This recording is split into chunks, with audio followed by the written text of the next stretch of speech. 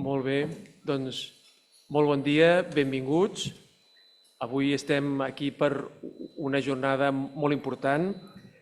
És un gran honor per la Universitat de Barcelona i per la Facultat d'Economia i Empresa rebre el doctor Gabriel Odone, ministre d'Economia de la República d'Uruguai.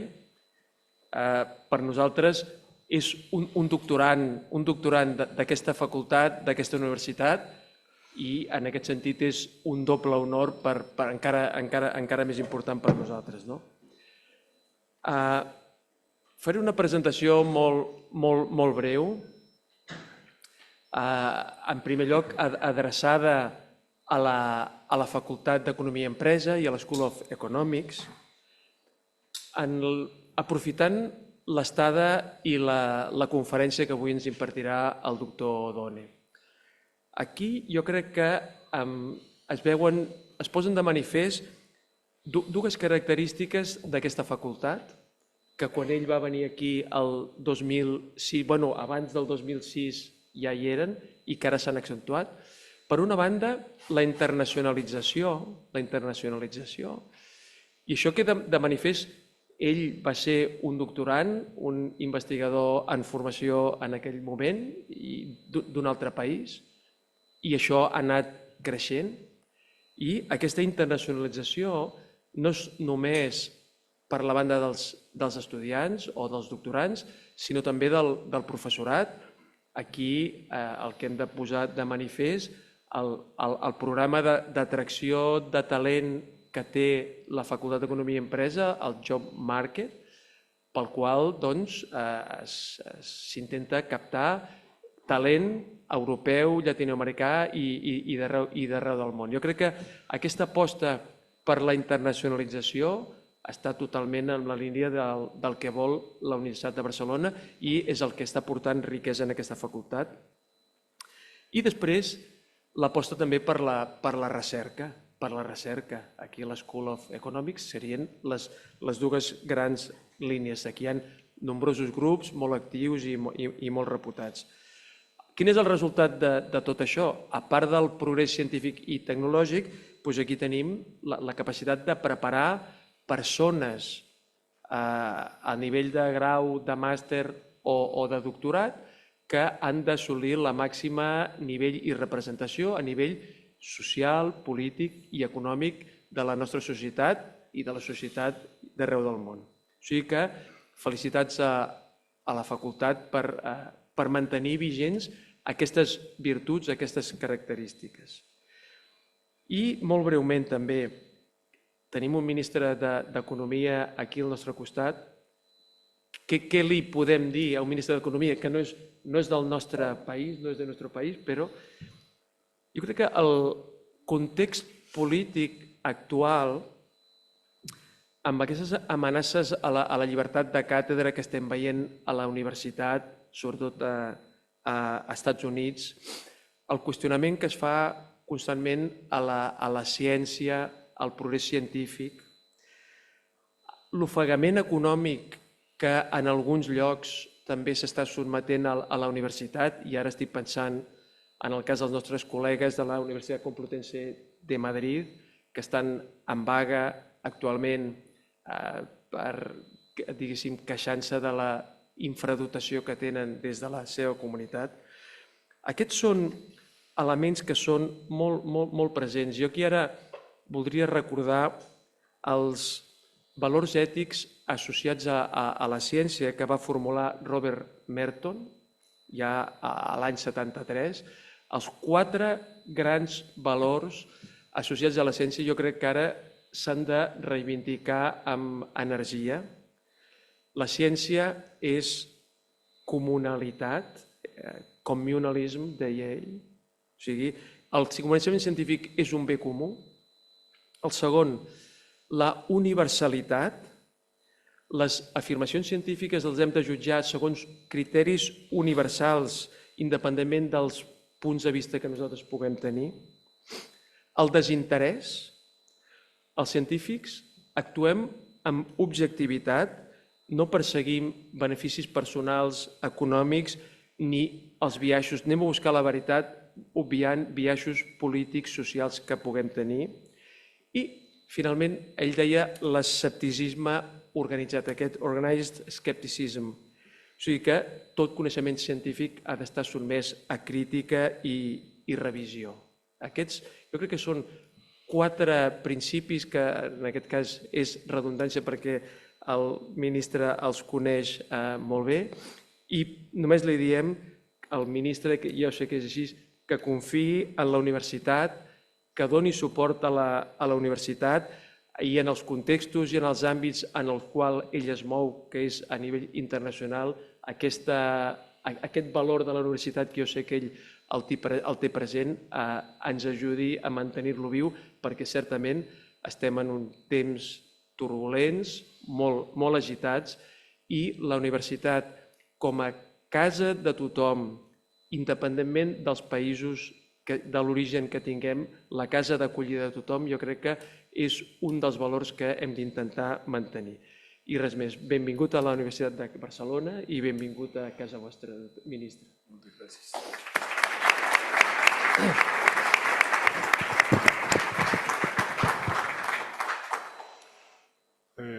Bueno, muchas gracias, señor vicerrector. Muchas gracias a todos los asistentes a esta conferencia.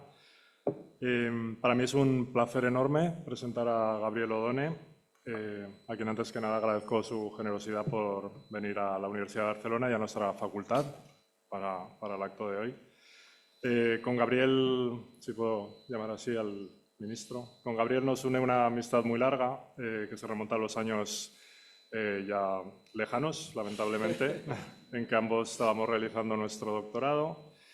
Y desde entonces hemos estado en contacto y he podido ir siguiendo su trayectoria profesional y académica que ha culminado recientemente con su nombramiento como ministro de Economía y Finanzas de Uruguay.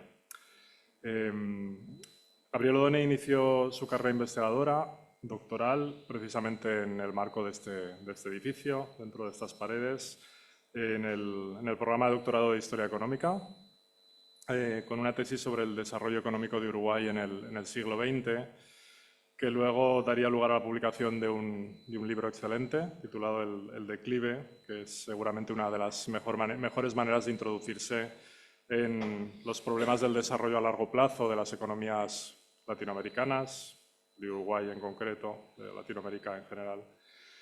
Y ya desde antes de finalizar el doctorado, Gabriel Odone empezó a desarrollar una carrera, en la que ha combinado su actividad en el sector privado, como socio de una de las principales empresas de servicios profesionales y consultorías de América Latina, combinada con la investigación, la docencia universitaria y la consultoría para organismos internacionales, especialmente el Banco Interamericano de Desarrollo y el Banco Mundial. Este perfil transversal entre lo privado, lo público y lo académico, desde mi punto de vista, le ha situado en una posición de privilegio para poder evaluar los problemas y los desafíos a los que se ha enfrentado y se enfrenta la economía uruguaya y la economía latinoamericana en general, porque este perfil transversal le ha permitido combinar lo que sería la estructura analítica del mundo académico con una perspectiva enriquecida por el contacto permanente con los agentes privados. Y de esta forma yo creo que evita el riesgo en el que caemos muchos investigadores. Yo sería el principal culpable de movernos, un culpable típico de movernos en forma exclusiva en el mundo académico y perdiendo de vista la complejidad de la actividad económica real, perdiéndonos muchas veces en modelos abstractos y en interpretaciones alejadas del mundo real, como digo. La actividad combinada de Gabriel Odone se ha traducido en numerosas contribuciones, tanto en investigación como en consultoría, que no voy a detallar aquí, pero en campos muy diversos como el crecimiento económico, políticas educativas, políticas de salud, políticas sociales en general, fiscalidad, política monetaria, organización institucional, sistema judicial. Y todo ello también siempre inspirado por la voluntad de contribuir a la mejora de su país y del conjunto de la región, ¿sí? Con el objetivo de diseñar o de poder imaginar políticas que permitan, que contribuyan a consolidar una senda de crecimiento económico sólido, basado en la apertura internacional, en la competencia internacional, pero compatibilizado con mejoras en el bienestar y con reducciones de la desigualdad. En ese contexto, su asunción de responsabilidades políticas en el Gobierno tiene todo el sentido, como culminación de una carrera dedicada precisamente a pensar y a proponer sobre, digamos, hacer propuestas sobre desarrollo, sobre política económica y al servicio y desde la preocupación por su país. No creo que sea una tarea fácil ser ministro de Economía en los tiempos que corren. Yo creo que es un enorme desafío. Seguramente nos hablará de esto durante la conferencia. Pero al mismo tiempo es difícil pensar en alguien mejor preparado para asumir ese desafío que Gabriel Odone. Y seguramente también es difícil pensar en alguien más motivado para enfrentar ese desafío. Así que, bueno, sin más palabras, de nuevo, muchísimas gracias por este retorno a la Universidad de Barcelona y te cedo la palabra.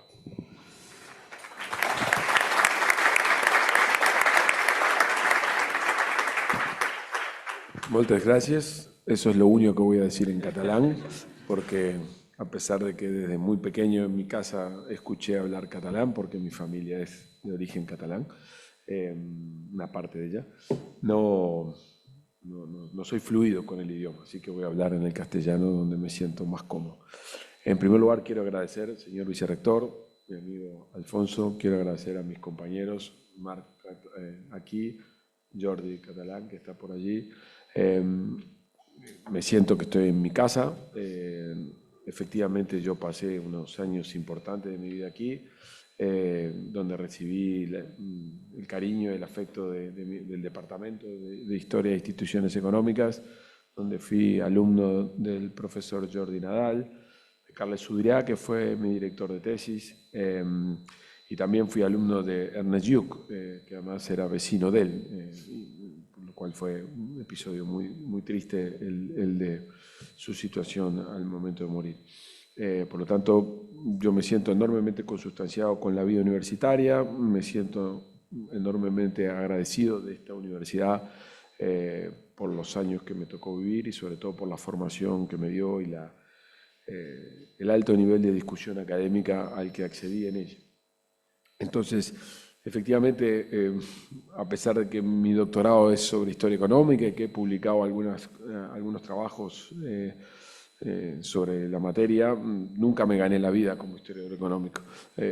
Siempre mi vida estuvo dedicada a ser un economista profesional y a trabajar, como decía Alfonso, en el sector privado, pero siempre pensando aspectos relacionados con las políticas públicas, con el bienestar colectivo. Y ahora, en mi función a cargo a partir de marzo, esa experiencia de la formación en historia económica que me permitió tener una perspectiva de visión larga, me permitió tener un nivel de comprensión de los problemas mucho más allá de los aspectos teóricos, pero al mismo tiempo siempre con la preocupación práctica de resolver problemas. Creo que efectivamente me está ayudando en esta actividad que he empezado a desarrollar en el mes de marzo con mucha satisfacción, con mucho orgullo y con mucha felicidad. Diría que es de las actividades que más me han estimulado en mi vida de activa. Y además gozando de la compañía de un gran equipo. Aquí hay 3 miembros del equipo. Está Juan Labraga, director de Política Comercial, Herman Camil, director de la Unidad de Deuda Pública, e Isabel Antonaccio, directora de Inversiones, que estamos haciendo una pequeña gira. Hemos estado en Madrid, estamos aquí en Barcelona y vamos a estar en París en los próximos días con autoridades de gobierno y de instituciones internacionales. Dicho eso, en relación a mis agradecimientos, déjenme hacerles algunos comentarios sobre cómo estamos viendo el mundo desde Uruguay. Un país muy particular, un país de 3 millones de habitantes, muy pequeño, entre medio de 2 países muy grandes y muy desordenados, lo cual nos ha permitido desarrollar una capacidad de resiliencia importante. Si hay algo que sabemos hacer en Uruguay es resistir o estar en condiciones de ser flexibles para recibir shocks frecuentes, shocks de precios, shocks de cambio de precios relativos debido a nuestros vecinos, cambios de nivel de reglas de juego de nuestros vecinos, y eso nos ha permitido tener una capacidad de insertarnos en el mundo de manera más compleja en los últimos años. Pero Más allá de eso, la visión que nosotros tenemos hoy desde ese pequeño país que tiene que estar mirando permanentemente al mundo es que hay, yo diría, tres tendencias importantes en el mundo actual que están desafiando a las políticas públicas y hay una en particular que es muy disruptiva y que está teniendo lugar en el muy corto plazo. Esas tres tendencias brevemente son, una es los aspectos vinculados con el cambio climático, que desafían a las políticas públicas. En países como Uruguay, el cambio de la matriz energética es un elemento muy importante y eso tiene un conjunto de efectos incluso sobre la recaudación tributaria, como les voy a comentar enseguida. Pero la reflexión más importante es que los aspectos vinculados con el cambio climático tienen dos tipos de impactos en relación a la gestión de políticas públicas. La primera es cómo uno diseña políticas para prepararse para enfrentar eventos cada vez más frecuentes y cada vez más disruptivos y que generan mucha presión sobre el gasto público y mucha presión sobre mecanismos de intervención inmediatos, sequías, eventos climatológicos que provocan una destrucción de infraestructura y que afectan a conjuntos de población importantes. Pero al mismo tiempo de generar la atención de estos eventos disruptivos, generan otro tipo de elementos en la medida que uno quiere promover un cambio energético, donde muchos de nuestros países, Uruguay es un caso típico, tiene una enorme capacidad de recaudación en base a combustible fósil, por ejemplo. Entonces, el dilema típico de la política fiscal que un país como el nuestro y muchos otros se enfrentan es que una enorme fuente de recaudación tributaria uno la tiene que desestimular y al mismo tiempo tiene que estimular una fuente de recaudación, una fuente de energética sobre la cual no recauda precisamente porque lo que está haciendo es estimularla y eso genera un problema fiscal que tiene que dar lugar a un problema de sostenibilidad de deuda de mediano plazo. Ese es el típico fenómeno de la transición energética que genera en países como los nuestros. Uruguay ya ha hecho una buena parte de ese camino. El 99% de la generación eléctrica de Uruguay del año 2024 fue por energía renovable. Uruguay es, después de Dinamarca, el país que hizo la transición a energías renovables más rápida del mundo. Eso lo hizo gracias a que tenía una matriz hidroeléctrica muy importante, desarrollada de larga data, a la que le agregó la energía eólica y a la que le ha agregado la biomasa con el excedente de producción de varias compañías industriales. Ese camino lo hemos hecho bien y ahora estamos iniciando un proceso de cambios vinculados a la matriz energética del fósil hacia el eléctrico y eso nos está generando este tipo de problemas, no hoy, pero en perspectiva en materia de recaudación y por lo tanto de que tenemos que financiar una transición en materia de recursos. O sea que el primer elemento es todos los países enfrentamos, cada uno con sus particularidades, una tendencia global que más allá de lo que se sostenga desde algunos agentes es una tendencia grave, importante, irreversible, sobre la cual los gobiernos razonables tenemos que actuar y eso nos genera desafíos tanto para enfrentar eventos de shock como para poder prepararnos en políticas públicas. El segundo elemento que me parece que en aspecto tendencial tenemos que tener presente es el cambio tecnológico y en particular el fenómeno de la disrupción de la inteligencia artificial. Eso está provocando de manera creciente un desafío para los mercados laborales y para las políticas públicas.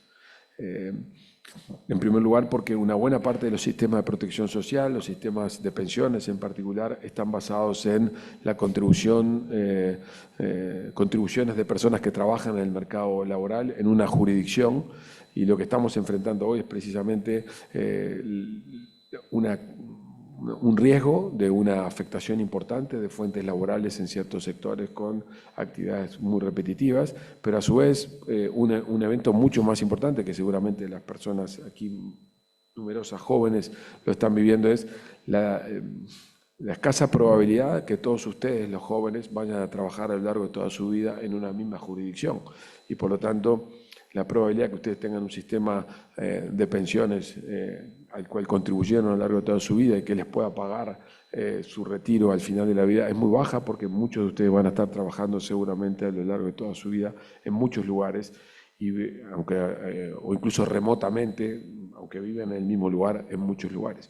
y eso constituye un desafío para los sistemas de pensiones. En particular en Uruguay estamos pensando sobre esto porque sabemos que la densidad de cotizaciones de las generaciones jóvenes van a ser distintas por este tipo de particularidades. Y eso nos lleva, en el caso de Uruguay, a estar pensando en que esquemas como el de la renta básica universal tienen que ser mirados con atención y tienen que ser la próxima generación de aproximación a los problemas de tratamiento de políticas vinculadas a los regímenes previsionales. La tercera tendencia, que me parece que es la más importante porque está teniendo un impacto cotidiano, es que claramente estamos, como lo ha señalado el profesor Enrique Iglesias, un querido uruguayo que ha sido presidente del Banco Interamericano de Desarrollo y una persona que tiene un vínculo extraordinario con España. Él sostiene que no estamos en una época de cambios, sino que estamos en un cambio de época. Y eso me parece que es un elemento sobre el que debemos detenernos. Hay un conjunto de consensos que la sociedad, o por lo menos que las élites gobernantes de los últimos 50, 70 años han tenido sobre la mesa, que hoy están en un proceso de crisis. Hay una vieja idea que esa suerte de consenso de los últimos 70 años, en buena medida en nuestra profesión, la de los economistas, es hija de esa tendencia y es la que la que en buena medida alimentó una buena parte de esa tendencia. Implícitamente, más allá de los matices o de las diferencias que puedan haber, nosotros teníamos marcado un consenso desde la posguerra, por lo menos en Occidente, que la libre movilidad de bienes, la libre movilidad de capitales y la libre movilidad de personas constituía un aspiracional al que la sociedad se aproximaba y que eso iba a dar resultados de óptima resultado económico y por lo tanto sociedades más prósperas, eventualmente sociedades menos enfrentadas y por lo tanto sociedades más cohesionadas. Ese consenso está en proceso de ruptura por distintas circunstancias. Es difícil de explicar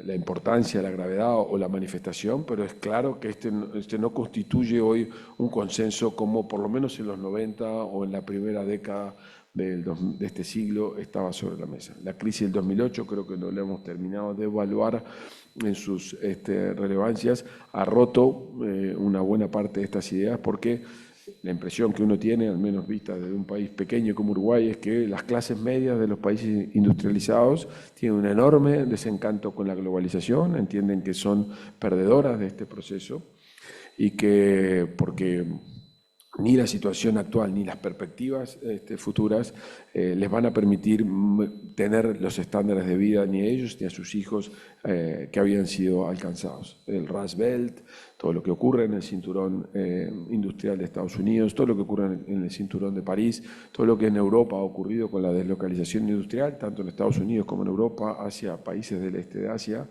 generan esta sensación de menos confort y de más incertidumbre futura. Y eso ha dado lugar a la emergencia de diversas maneras de liderazgos que rompen parte de estos consensos. Y eso me parece que es importante porque a veces la impresión que tenemos es que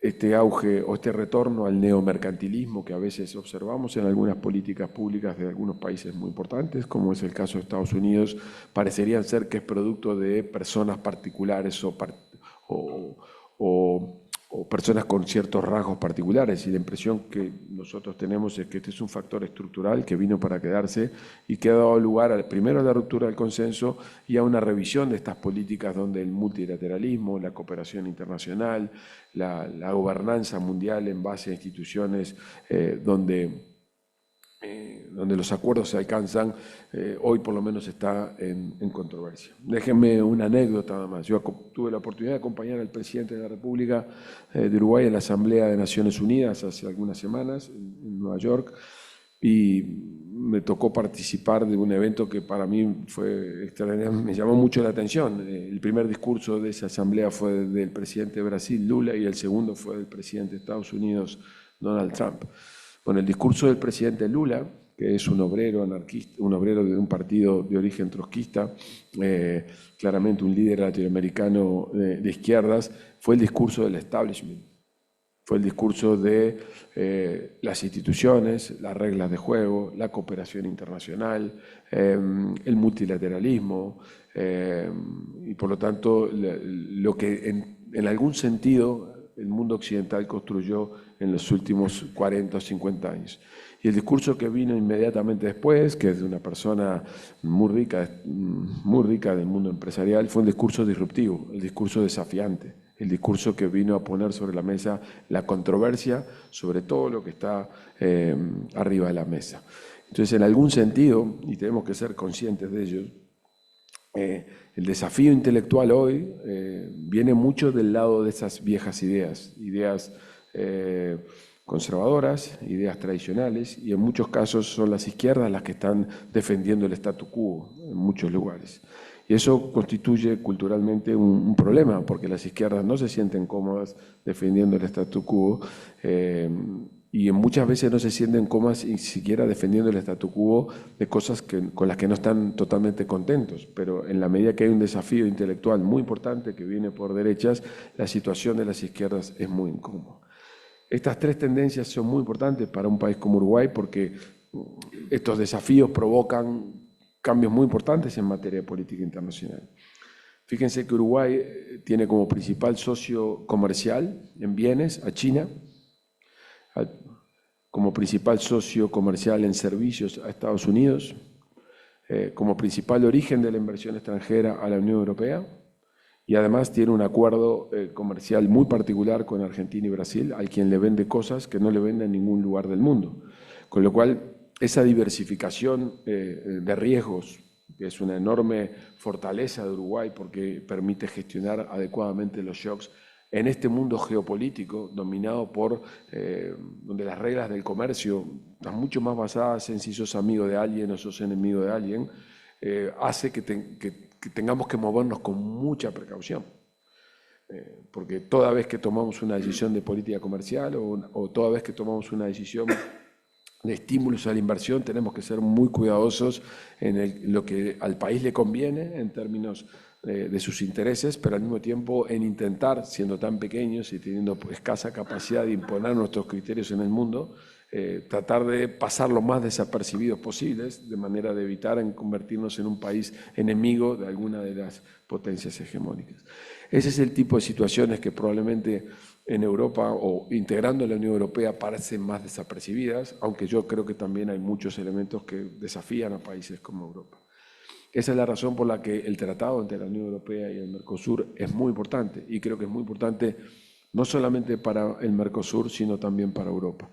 Déjenme que lo diga de esta manera, y de manera provocadora y desafiante. Yo creo que Europa ha estado muchos años en una zona de confort, en muchos sentidos. Ha construido un estado de bienestar extraordinario, ha construido una sociedad con altísimos niveles de cohesión, con una consolidación de la democracia, porque había un conjunto de aspectos diversos que estaban garantizados. Uno de ellos era la seguridad. La seguridad, en algún sentido, estaba fuertemente contribuida por la contribución de Estados Unidos. Y eso es hoy algo que está en discusión, porque Trump lo que le ha dicho a Europa es la seguridad no es algo que está garantizado para ustedes. Y eso provoca enormes desafíos al interior de la Unión Europea. Para Polonia es un problema esta situación. La garantía de Polonia en todos estos años ha sido que Estados Unidos ha estado allí. Ahora, si Estados Unidos no está allí o está allí con condiciones, la situación para Europa es muy diferente. Por lo tanto, eso es a donde me lleva, es que la posibilidad de que el acuerdo Mercosur-Unión Europea tenga lugar es algo muy nuevo. Si a mí me hubieran preguntado hace 3 años qué posibilidad había que el acuerdo tuviera lugar, me hubiera dicho 0. 0 porque los intereses legítimos de los productores agrícolas franceses y en algún sentido polacos seguramente predominarían y dominarían la decisión europea, porque efectivamente un acuerdo desafía y le pone enormes desafíos a la producción agrícola de Europa por la eficiencia productiva en granos, en alimentos y en bienes energéticos que tiene el Mercosur, por Brasil, por Argentina y por Uruguay. Sin embargo, este evento geopolítico donde Europa empieza a entender que necesita nuevos amigos, necesita nuevas relaciones, pone sobre la mesa una probabilidad alta de que más allá del descontento que sigue estando presente o la negativa de los franceses y de los polacos y eventualmente de los irlandeses sobre el tema, eventualmente se pueda firmar el acuerdo el 20 de diciembre como estábamos previendo. Y de la misma manera, del otro lado, Brasil también, que es el gran dueño del Mercosur, digamos, el país que ha dominado y que le ha dado al Mercosur la dinámica lenta, parsimoniosa, de no apertura al mundo que ha tenido en los últimos 20 años, lo ha puesto en una situación totalmente diferente, porque se levantó una mañana y se enteró que tenía aranceles del 50% simplemente porque había encarcelado la justicia al candidato, al presidente anterior Bolsonaro.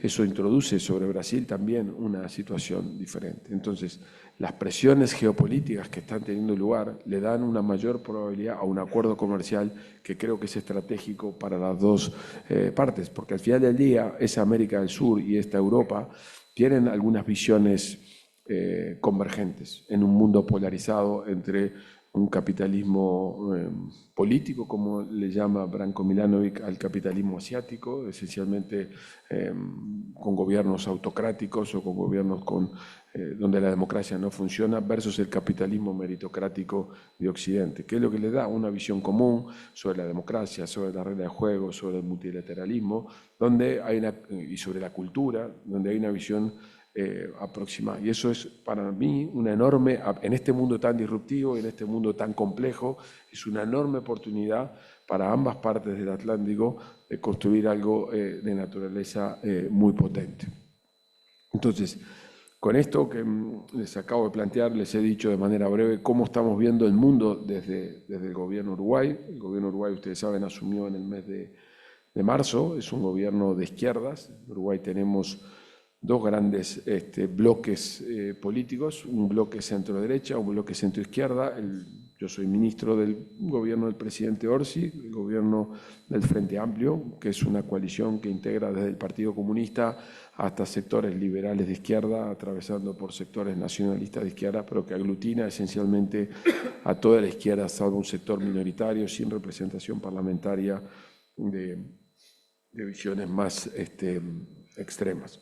Y del otro lado lo que tenemos es un centro-derecha que aglutina sectores liberales de centro hasta sectores nacionalistas de derecha. Afortunadamente en Uruguay, por lo menos por ahora, no tenemos el resurgimiento de bloques populistas de extrema derecha con enfoques ultranacionalistas.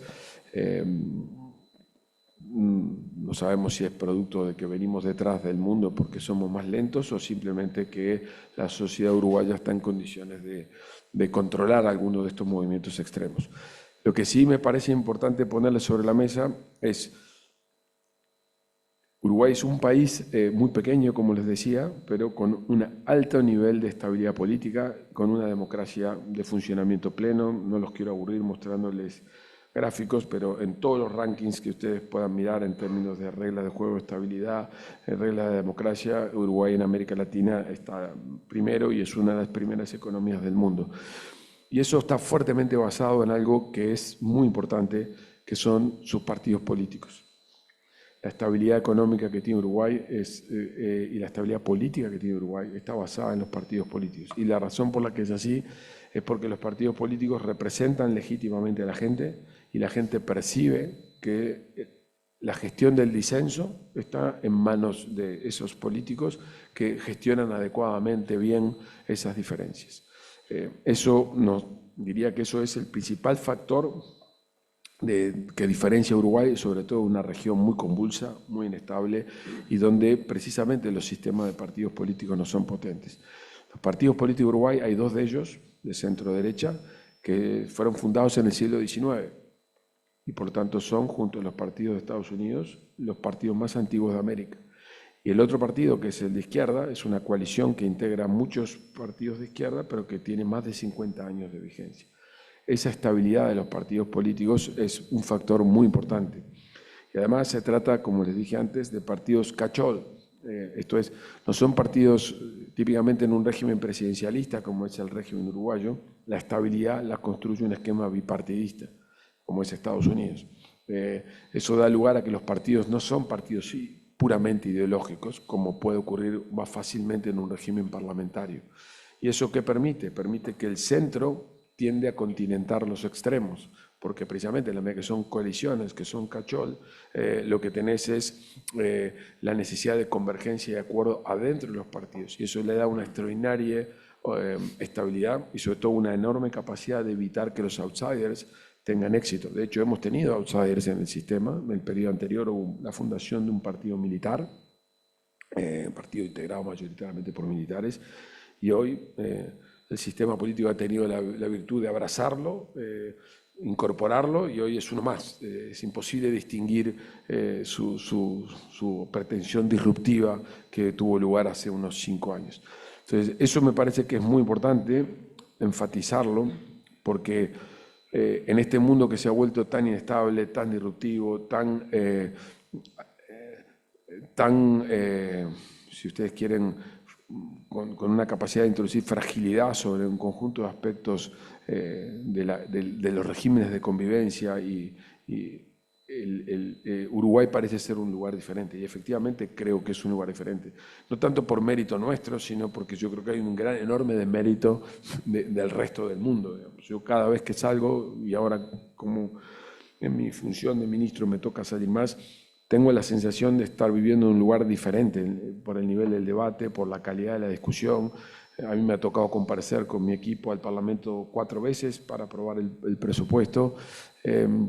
He tenido comparecencias de más de 12 horas en el Parlamento discutiendo temas complejos, como son los temas impositivos, que entrañan elementos ideológicos importantes. Y si ustedes miran las actas de cómo se discutió, es una discusión de alto nivel. Yo no estoy en condiciones de decir que la oposición de derecha no lleva razón en algunas cosas que dice. Yo simplemente estoy convencido que lo que nosotros hacemos es lo correcto.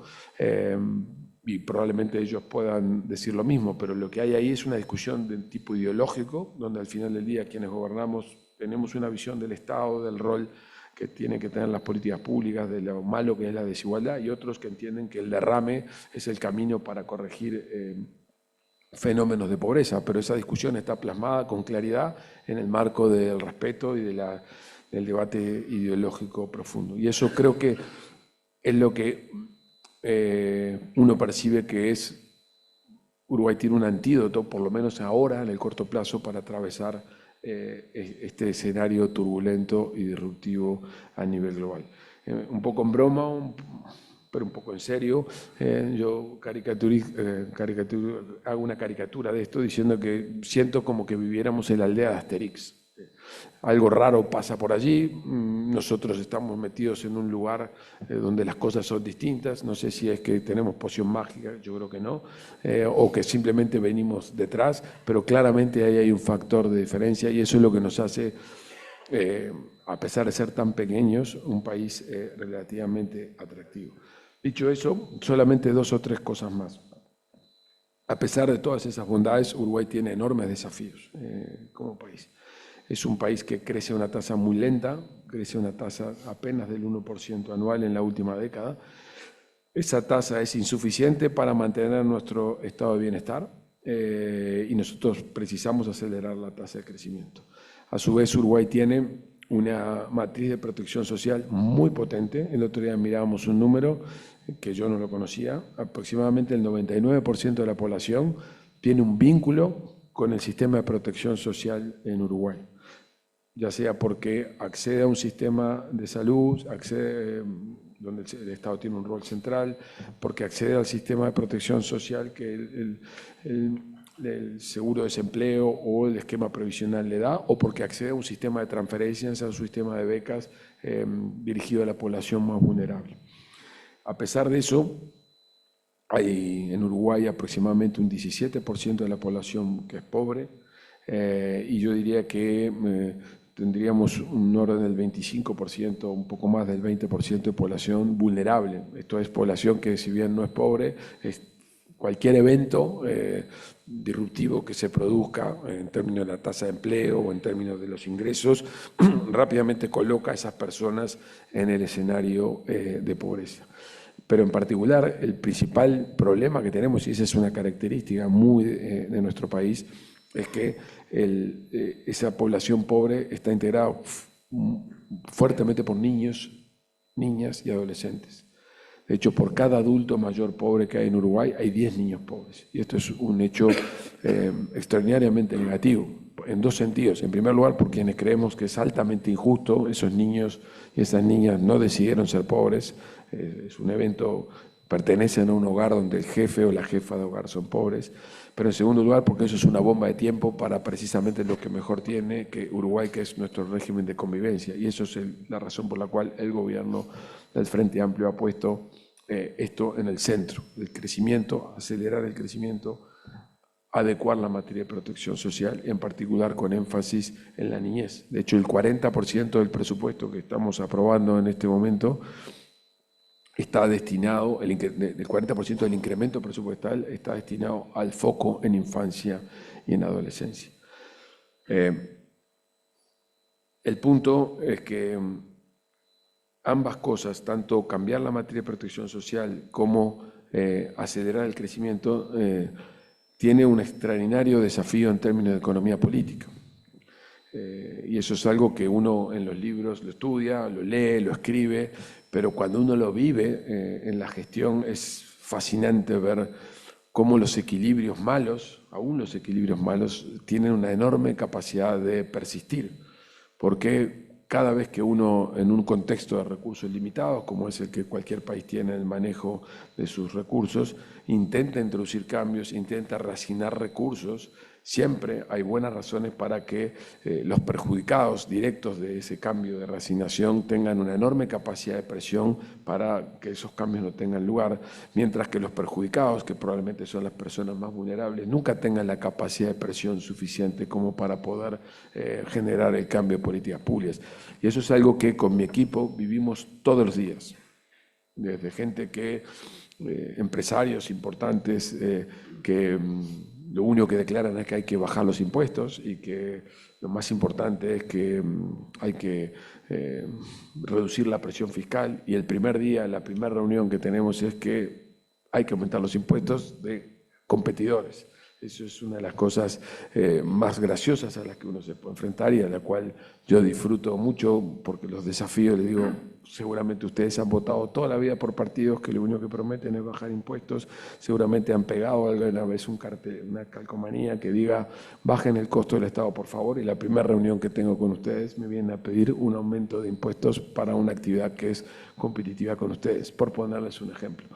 Pero esa parte que es la economía política, la política económica, que es cómo yo enfrento los intereses y cómo uno arma una agenda que permita incentivar los cambios, pero que los hagan factibles, es algo extraordinariamente emocionante. Sobre todo, ¿en qué sentido quiero decir esto? La política económica tiene que tener dos características. Tiene que ser creíble y tiene que ser factible. Creíble quiere decir que tiene que ser consistente. Esto es, si yo hago una política macroeconómica o una política económica inconsistente, rápidamente los agentes económicos lo decodifican, actúan contra ella y probablemente mi política fracase. Si yo tengo una política fiscal que es expansiva y no tengo recursos para financiarla, lo que habrá, equivalencia ricardiana de por medio, es saber que hay un ajuste impositivo futuro. Cualquier agente privado que sabe que hay un aumento impositivo futuro, lo que hace es retraer la actividad porque no sabe cómo va a quedar capturada su renta futura. Y eso genera un problema para la actividad económica. Por lo tanto, la política económica tiene que, en una economía de mercado, tiene que ser consistente y ser evaluada por los mercados como consistente. Pero uno puede tener la política más consistente del mundo, la técnicamente mejor diseñada, pero si no es factible políticamente, de nada sirve. Nosotros en el equipo tenemos un conjunto de ideas de cosas que son necesarias hacer, pero para poderlas hacer tenemos que diseñar un mecanismo de economía política que nos permita ejecutarla. Siempre pongo un ejemplo que es muy ilustrativo. Año 2001, el ministro de Economía nombrado por el señor de la Rúa en Argentina fue López Murphy. López Murphy es un señor muy destacado, muy de derechas, pero un buen economista, un muy buen economista, que fue nombrado en aquel año 2001, en el medio del inicio del colapso de la convertibilidad, para que él, en el medio del colapso, defendiera la convertibilidad. Paréntesis, la convertibilidad era un acuerdo por el cual era un 1 a 1, el dólar valía $1, el dólar valía $1 en Argentina, y esa era una restricción establecida por ley. Eso generó un conjunto de restricciones ante una sucesión de shocks externos que tuvo Argentina, por lo cual empezó a tener que hacer un ajuste real sobre la economía que era insostenible. Entonces el señor López Murphy, dado que el mandato que el presidente de la Rúa le había dado era que la convertibilidad no se podía tocar, hizo una conferencia de prensa donde anunció cómo iba a ser él para resolver los problemas que estaba teniendo la economía argentina, manteniendo la convertibilidad. Entonces, básicamente, en la medida que la política monetaria no era un instrumento porque era 1 a 1 y uno no podía emitir y no podía gestionar la política monetaria, lo que el señor de la Rúa planteó es que había que hacer un ajuste fiscal extraordinario, muy duro, donde básicamente lo que hizo fue identificar los lugares en los cuales iba a reducir el gasto, que esencialmente era la educación, un lugar clave, y los sectores de salud.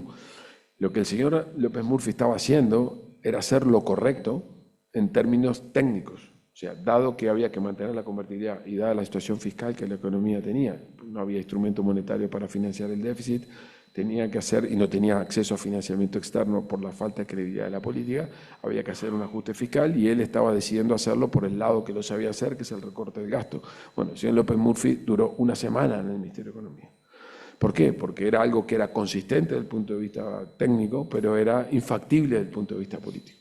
Esto a lo que lleva es que cuando uno hace política pública, tiene que tener un adecuado equilibrio entre lo que quiere hacer, de manera a hacerlo creíble y poder sostenerlo, y al mismo tiempo poder hacerlo factible. En eso es a lo que en el gobierno del Frente Amplio nos enfrentamos todos los días en Uruguay. Uruguay precisa $6.000 millones por año de financiamiento del mercado para poder cerrar sus cuentas públicas, dado su déficit fiscal. $6.000 millones, de los cuales 6.200, 6.300 millones de dólares, de los cuales 500, 600 provienen de organismos internacionales, el resto viene del mercado. El mercado son una entelequia de gente que lo que hace es fondos de pensión, fondos de inversión, que lo que hacen es colocar el dinero. Entonces, uno a esa gente le tiene que explicar que tiene un plan que es consistente, que es creíble, porque esa gente te pone dinero porque va a cobrar. Y si cree que no va a cobrar, o no te presta, o te presta una tasa más alta. El plan tiene que ser consistente, pero al mismo tiempo el plan tiene que tener soporte político, porque si yo tengo un plan que es excelente, pero me giro sobre el Parlamento y el Parlamento no me lo vota, rápidamente el plan se vuelve infactible. Y con esto termino solamente para comentarles dónde estamos hoy. Nosotros estamos muy contentos en este momento porque en las últimas semanas han ocurrido 2 o 3 cosas que nos generan buenas perspectivas. Este es el primer gobierno en la historia de Uruguay desde el año 85 que no tiene mayoría parlamentaria en el primer año de gobierno. Todos los gobiernos del 85 a la fecha siempre tuvieron garantizado el ministro de Economía que tenía votos para sacar adelante el presupuesto. Por cierto, Uruguay tiene una particularidad muy, muy rara.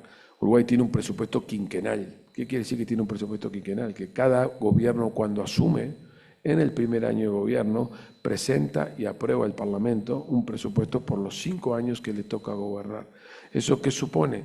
Que es una hoja de ruta para el gobierno, es el plan estratégico del gobierno para los 5 años, lo cual da lugar a mucha discusión política, sustantiva, y también a una enorme batalla por los recursos. De hecho, con los amigos de la universidad hemos tenido un interesante intercambio porque la solicitud de la universidad pública en Uruguay fue muy muy importante. Al final del día creo que hemos encontrado un nivel de acuerdo, pero es realmente un eje de discusión.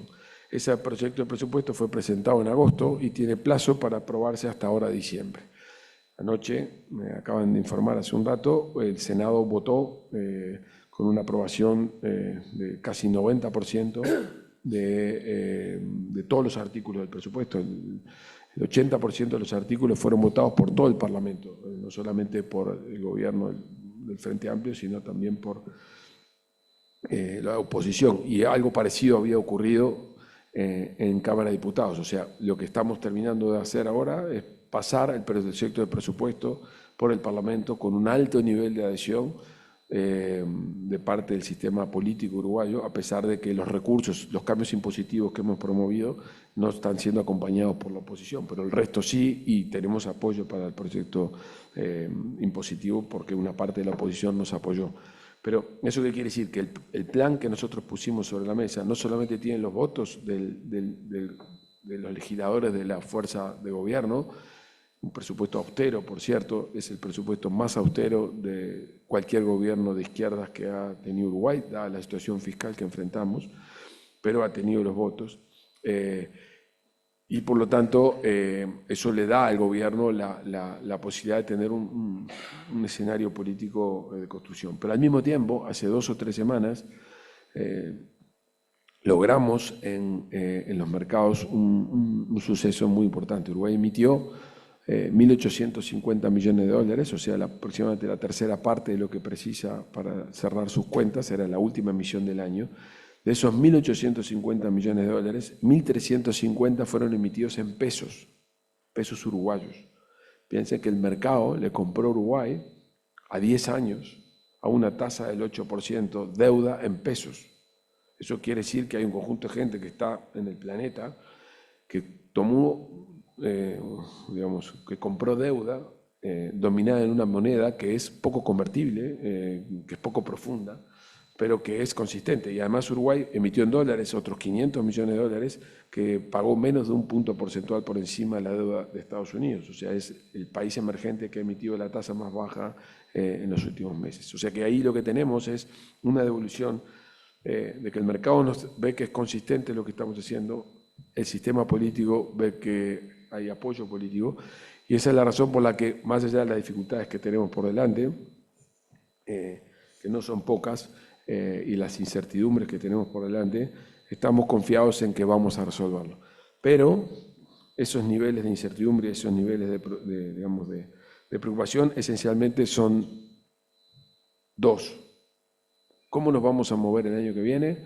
Con un Brasil que ve el mundo mediante el Global South. Brasil es una visión de Lula, es una visión Global South. Y una Argentina que se vuelve muy cercana a Estados Unidos.